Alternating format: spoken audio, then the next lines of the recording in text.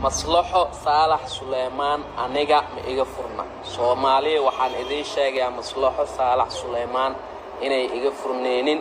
ilaahay ka baqa been abuurka joojiya dulmiga joojiya aniga xaaskayga waan qabaa haween waan qabaa maalin waan qabaa dadka qaldan ee lambarka beenta ah ku dhigan ka dagaaleeyahay ma la yashkuru naasa la yashkuru allah qofaan ku shukrin bini'aadankii abaalka u galay ilaahay kuma shukrina muuqaalka adreska iyo like iyo share intaba taab waada uma raga ah sidiisaba mar ayuu hadlaa raga libintiisa waa loo qiraa hadalkana soo xiraa hadal badan ma buuxsho aniga nin mashquul badan baan ahay nin shaqaysta baan ahay xaaskayga aniga waan qabaa ma iga furna cidii doodii dacwo qabtana wadoonkayga wuu joogaa anigana diyaara u ahay inaa xaaskayga dhaqdo foodada iyo buuqa joojiya ilaahay ka baqa